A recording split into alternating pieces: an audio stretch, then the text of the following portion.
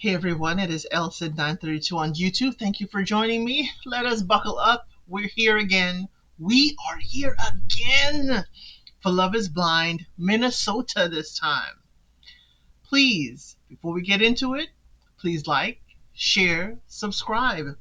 Tell a friend because it's going to get heated. It's already, the first 6 episodes have dropped. I'm going to do episode at a time because there's a lot to unpack. Minnesota is delivering. And I have to thank Minnesota. You are delivering from episode 1. So let me grab these notes. So, we usually get, all people walking in, and we get Nick and Vanessa Lachey just walking in, but they give us a preview of the madness coming. They give us a preview of the madness, and then pop us into the pods with Nick and Vanessa Lachey. And I'm like, did I miss something? Because it's going to be drama. That's what they're telling us. So one of the first contestants we hear from is Daniel, who is short. Daniel, they call him the Short King. He said it's Short King season. That's what it is. So already I'm like, ooh, how is your love interest going to react to your height? I'm just saying. Vanessa said folks think that her ink on her body is like armor, so she's unapproachable. You may want to think about that, but I think her personality is fine, but hey, I'm not dating her. Molly said this is going to provide her with her first boyfriend. I'm scared. That's a whole lot of responsibility. So what have you been doing, Molly? What have you been doing? If this is going to provide your first boyfriend, what have you been having? Situationships? Drive-bys? What we doing, Molly? I'm just trying to figure it out. So the first date we see is Daniel, 30, our Short King season. He's a sales exec, and Taylor is an RN. Taylor says she's waited 31 years to find her man. Tell him, Taylor, and you hope you find him. But we gonna find out. Daniel said he wants a family one day. Taylor feels the same. And Daniel tells us that his sister was born blind, but she still loves people. So the concept of this show is not foreign to him. That was very good, Daniel. Okay? Taylor says she's tired of first dates. Taylor, you're going to have a lot of first dates today. I'm sorry to break it to you, honey. You're going to have a lot, okay? So she does make jokes about her job. It seems very light and fluffy, and I'm like, immediately I'm over-processing. Daniel's sister, is she independent living? Will he have to take care of her if the parents, pass? I'm just wondering a whole bunch of other stuff, other responsibilities. Next we see Brittany, 34, and Devin. She says Brittany, so I need to be respectful. And Devin, who is 28. Brittany is a partnership executive. Don't know what that is. And Devin is a youth director and coach. So Brittany says that she played Division I basketball and she coached. Girl, you better tell us that resume. She's like, don't play with me. I'll run around you. So he coaches girls varsity basketball, so they totally said they had to have a love and basketball moment. So remember, Devin is 28. Brittany is 34. So when asked about the difference in age, he said, hey, when he was 24, he dated a 30-year-old. Devin, is this a habit? Is this a habit that's following you to the pods? Devin, I got to see this. I like you with Brittany, but... So she's open to kids, and he wants kids, so this seems nice. So the transition we have is Devin goes to date Virginia. Remember again, Devin, our resident coach, is 28. Virginia is 33. She's a doctor in healthcare administration. He tells her he's into fashion. He has over 100 pairs of shoes. Devin, I'm one of those rare ladies. I don't have over 100 pairs of shoes. I'm not sure if I have 50. Devin, shoe much? He does say he's a foodie. She says she loves burritos. Hey, they went to the same high school, y'all. They went to the same high school. I was like, how are we going to the same high school? But of course, she's 33, he's 28. There's a 5-year graduation gap. But if he has older siblings, Siblings may have gone to school with her. I don't know. So she said she wrote her thesis on the racial bias in healthcare. Virginia, are you trying to tell your race on the sly? I'm just saying. So while he had a love of basketball, she says, hey, she used to dance in the NBA. So again, these are two ladies that understands his love of basketball. And Virginia says she ain't bothered with his age. Okay? She said these bodies are on loan to us. Okay. And she ran her first marathon. She is running and ran her first marathon, and she's 30 something. Y'all tell me why y'all 30 somethings think that once you hit 30, you need to run a marathon. I don't get it. I don't get it. 30s, I wasn't thinking about running a marathon. My children were causing me to run a marathon with them, keeping up with them. So Joey, 35, is a physician associate. He told us that he gives golden retriever vibes, he was told. Now, if you know that, golden retrievers are very loyal, but they're pets. It's like they're good to look at, pretty, they're loyal, but that's about it. He's paired with Monica, who is 28, in digital marketing. Monica says she plays music all the time. He loves dancing. They are cute, y'all. I like Monica and Joey. They talk about the family, how big and close they are with their family. He has 3 sisters. They are his best friends. But he did say one passed away when he was a teen. And he knew not to overwhelm her on this first date. He kind of tabled it. He's like, yeah, let's table the sister talk. Let's talk about something else. Let's keep it going. And I appreciated that because it can dampen the mood, especially as a first date. He knows he has to talk about it. He chooses not to right now. I appreciated that, Joey. Really did. Monica tells us that her boyfriend went on spring break, came back, and ended a relationship when he returned.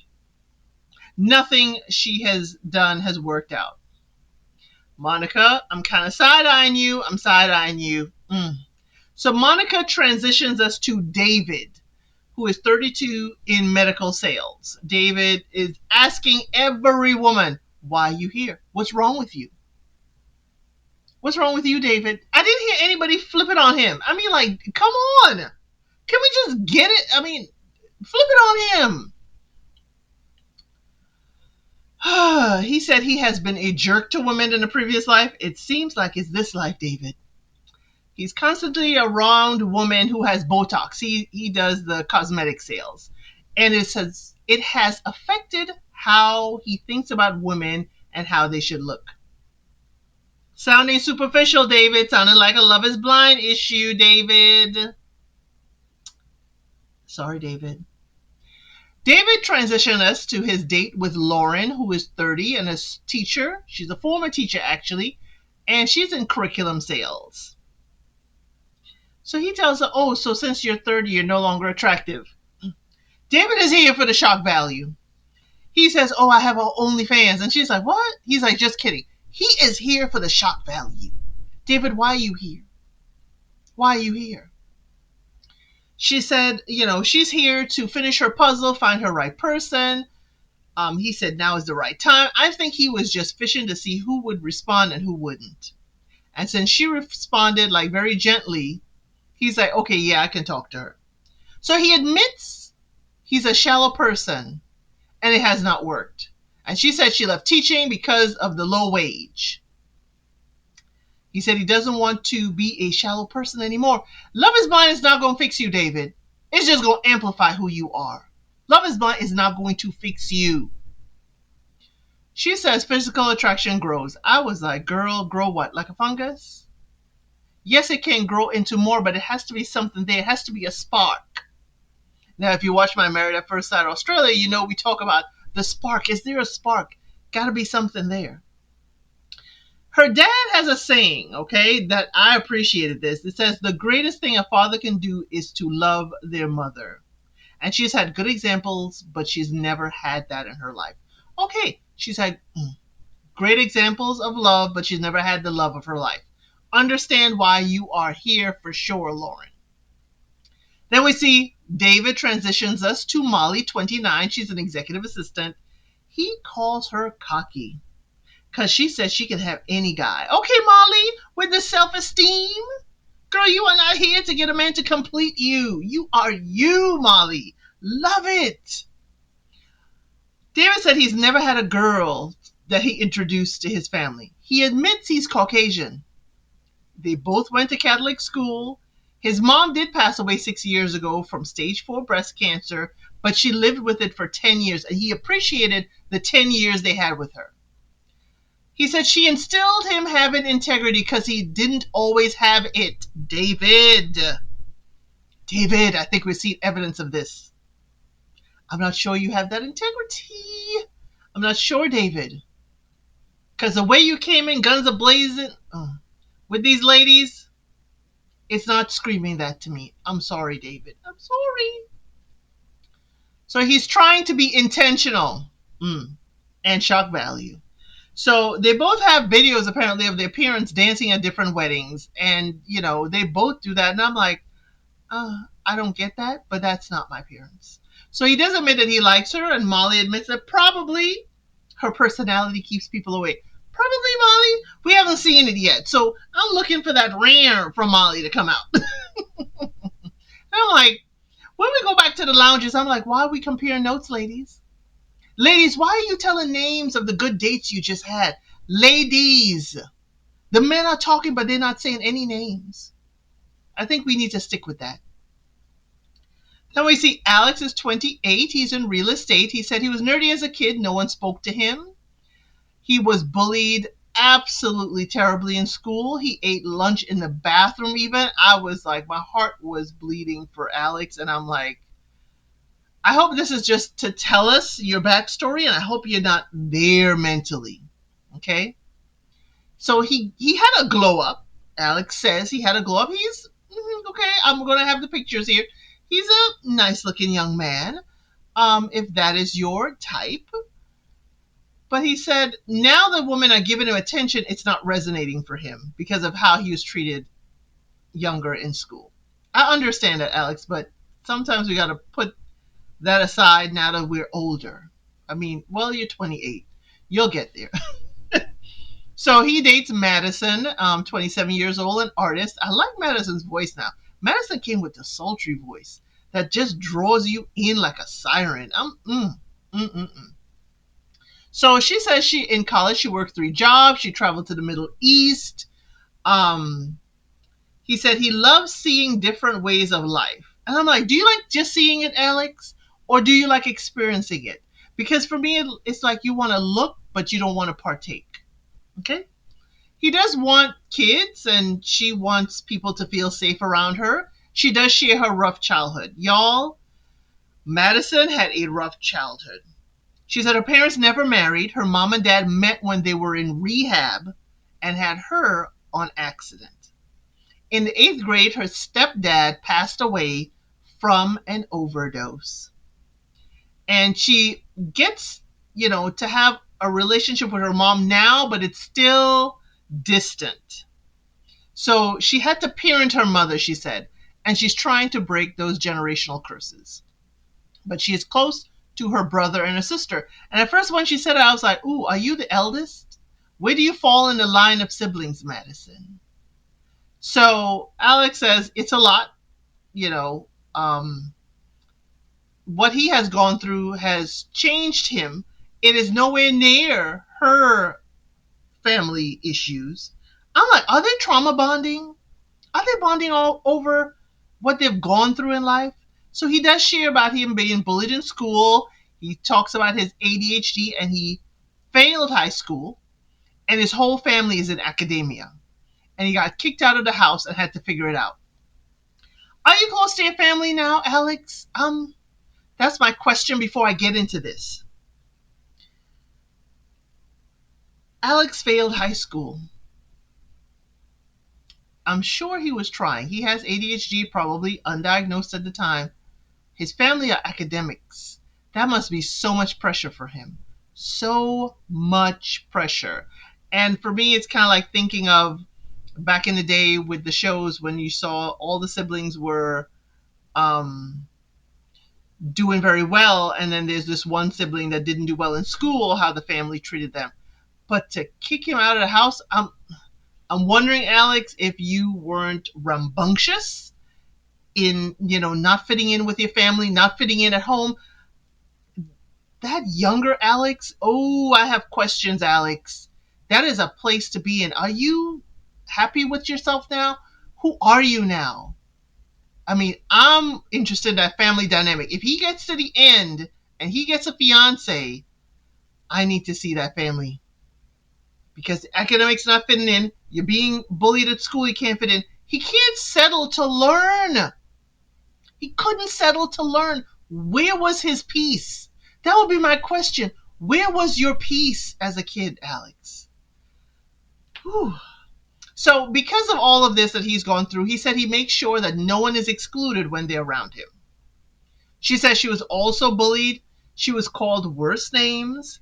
After school, she had a glow up too.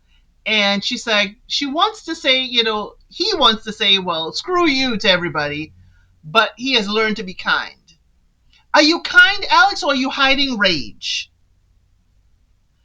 Mm, Alex, there's something there. I don't know. I have no proof. There's nothing. But are you kind or hiding a blow up? So she says that, he can have a nice persona, but she'll deal with it.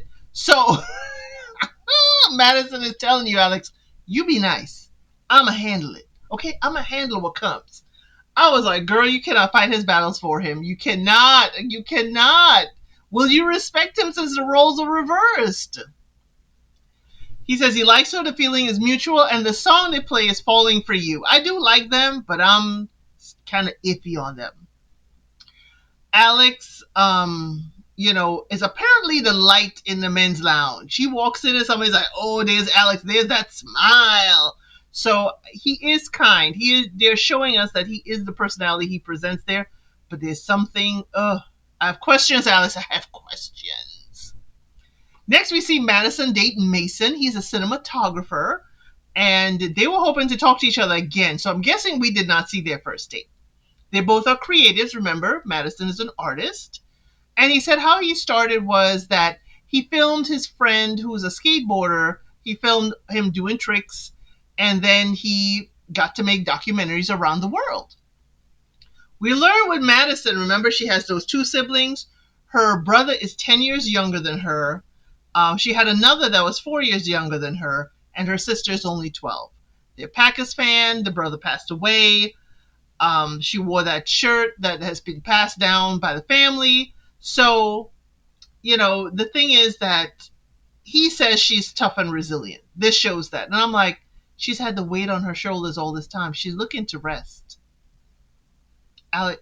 No, this is Mason. Mason, can you help her rest? She says she's not orphaned, but she's felt that way because she can't go to her mom for help. She cannot go there because her mom, again, is dealing with addiction. She said her dad is super distant. She's tired of being the strong one. He said, hey, I'm close to my mom and my sister. He can give her the supportive family she's looking for. She's been single for 2 years now.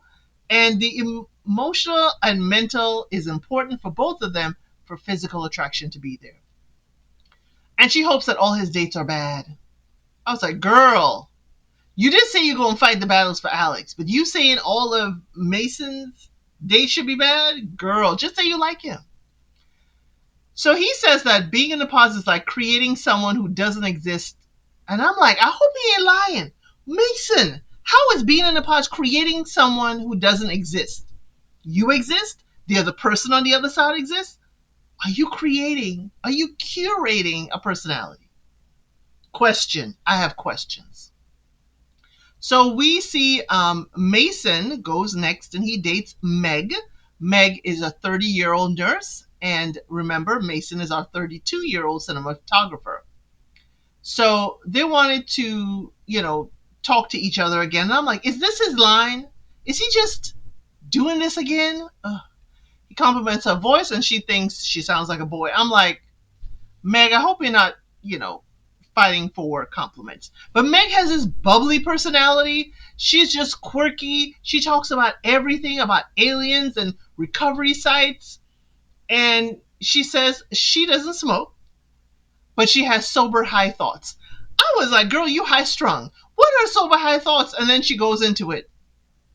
And I'm like, she has these existential questions, but she's completely sober. I was like, Meg, I like you. We can hang out. Meg, totally, you are my pal for this. But he's chill. Mason is chill, so we could balance each other out. They're both not religious. Her parents are super religious and think she's going to hell. How do you tell your child that? How do you tell your child that, super religious parents? Oh, God. She says it's emotional for her because she loves them.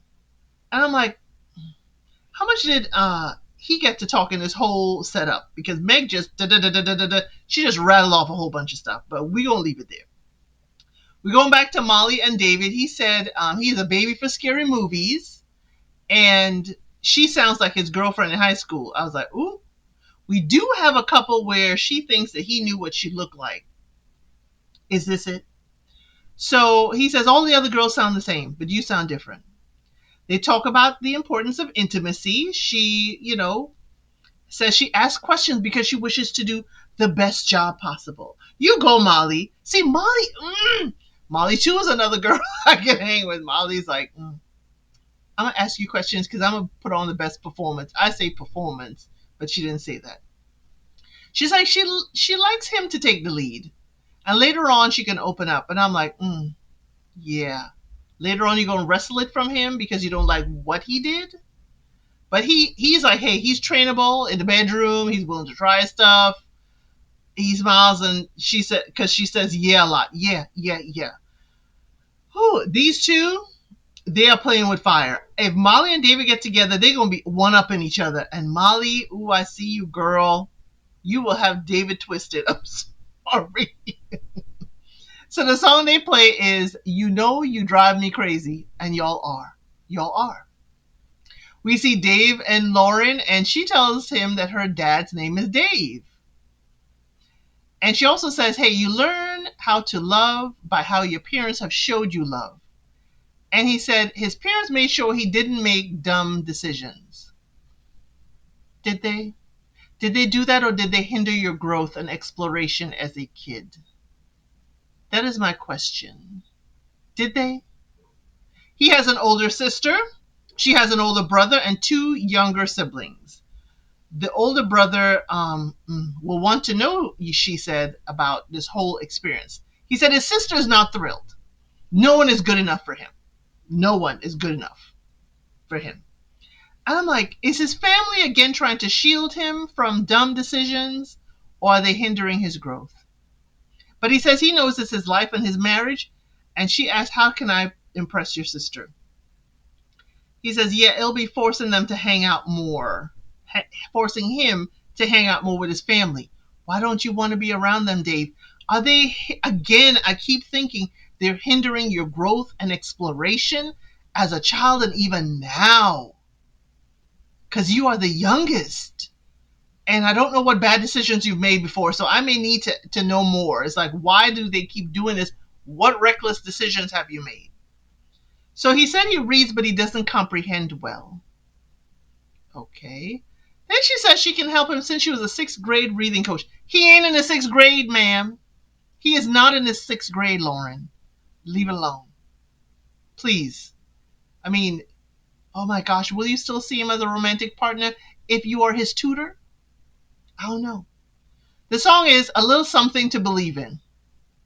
Then we see, this is going to be long, y'all. This is going to be long because we have a ways to go. Daniel and Taylor, she feels 100%, but her voice is gone. Apparently Taylor lost her voice. We're not sure how, but she's feeling great. They both were thinking about each other. He gives her words of comfort. I'm right here, there with you. She loves to hear that. And here's why I put them in here. Netflix, y'all are shady. Netflix, y'all are shady. Because y'all are showing us the snack basket in the room. Y'all are showing us that every room has a tray with snacks in it so nobody can say they're hungry. Okay? So he said he made Christmas cards every year for the 6 years since he's been single. And he's bringing that into the marriage that they can make cards together every year for Christmas. And wonderful is her favorite holiday. She has 4 trees, y'all, in her 1 bedroom apartment. Okay, that's a little excessive. Ma'am, Taylor, that's a little excessive. 4 trees in a 1 bedroom?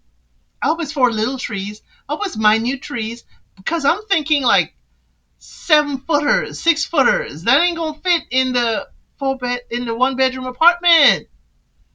But she does admit to being an overthinker and apparently an overdecorator with them 4 trees. He hopes to find his person here, but he wants to make sure that she has clarity in the relationship and she wants to feel secure, as we all do. No need to say that. The song that's played is I've Found Something to Live For. Okay, you're giving us a little, So, Brittany and Devin talk about, cooking. And she's like, she can cook all the comfort food he wants. And Devin is like, oh, it's on. We gonna have a competition because his mac and cheese is legendary. So I can't wait for that cook-off. Next, we see Devin. We always see Devin after he dates Brittany. They show us straight to Virginia. So she said she was in a girl group called Future Destiny's Child. Y'all couldn't figure of another name. It was cute though. It was cute. She was. He's like, okay, well, sing a little something. She's like, I'm a dancer, not a singer. That was hilarious. I love their banter. I'm glad that Devin, even though he's younger than both Brittany and Virginia, that they haven't just closed themselves off from him. That they're still giving him an opportunity to speak and date them. I like that. They're open to the process. Which one is he going to choose, though? So Joey and Monica, remember Monica's in digital marketing. The Sound of Music. The Sound of Music apparently is the favorite movie of the family. He said, yeah, his too. He's watched it like 50,000 times. But his grandmothers took care of him because his sister had frequent hospital visits because she has cerebral palsy.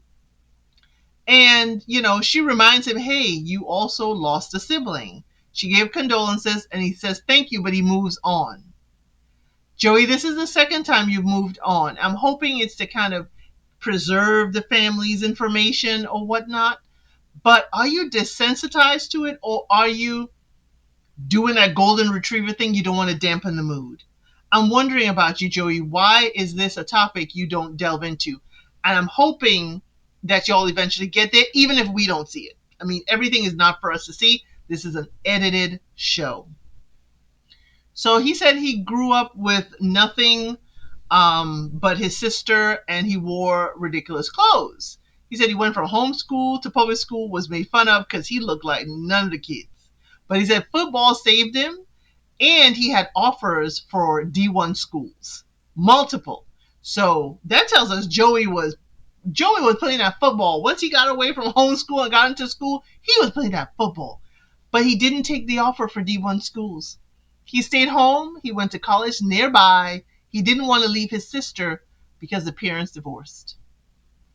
Here's another castmate thinking they need to give up their life to take care of the family because of what their parents did. He said he chose to stay to help them and it was tough. His mom is naive and terrible with money. Joey, I understand why you felt the need to come and save the family and be the savior of the family. But there's so much more here. Joey, where are you now? Where's the sister now? How do you feel now? Do you feel like you missed out on that opportunity? But rightly so, Monica asked him, so how are you with money? You said how your mother is. How are you, Joey? He said he's very, very good. He helped his family and he paid for college. After grad school, he had only $200 in his pocket and he bought his first property at 27. He said he had to be prepared for his mom not to have a place to live and to create a retirement account for her. Why did you have to prepare for that? Why would she not have a place to live? Joey, you're throwing breadcrumbs at me that I'm like, what is this?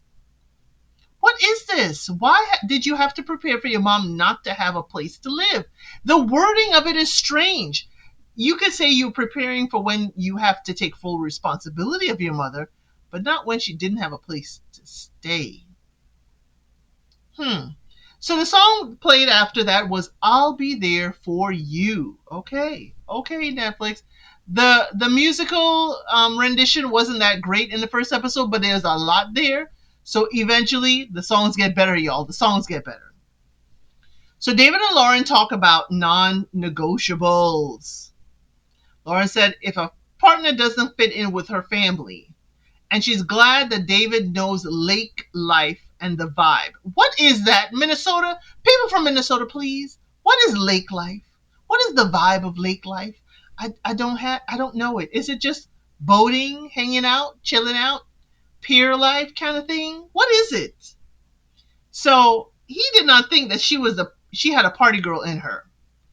And he says two of his tattoos are in his mom's handwriting. Remember, David lost his mom previously, 6 years ago. So he has her handwriting tattooed on him. He said the dad sold the house 2 years ago after the mom passed. It's been hard for him to go to the house. He grew up in there his entire life. And his mom passed away there. I could imagine, David. That's hard. So Lauren agrees there is no right way to grieve. Okay? He goes on to say, "You're never low on my list, and today was wow." And he's been high on her list. So are they romanticizing this? Because he's like, "Oh, this feels like the movies." And she's like, "Oh my God, yes, you're right." Y'all are romanticizing this, and people can fall flat on their face. So the song is just like the movies. Then we have David and Molly. He asks about her tattoos, and she says she has a tattoo on her behind. He's like, "Ooh, where are you behind?" She's like, "Not on the full behind, but you'll see it if I had a bikini on." So he confesses he likes her a lot. And he says everything, ever since the beginning, it has been Molly. He playing you, girl, Molly. But you see, I ain't scared for you, Molly, because I know you playing him too. He might be the only one we see you're dating, but Molly, you playing. In the ladies' lounge, we see Madison, Lauren, and Molly. Madison says, don't let other people's connection get to you. So the ladies are not sharing names now, but Molly is sure she knows that someone else across the room is dating her man and his other top. She whispers to Lauren that she's seeing David. Okay. So Lauren does not share or confirm that she's also dating him. Y'all, that is the end of the episode. I tried to condense it as much as possible. It is less than the hour and 10 minutes that the show is, but I thank you so much for joining me, and I'll see you on the next one, coming shortly. Thank you for watching. Please like, share, and subscribe to the channel.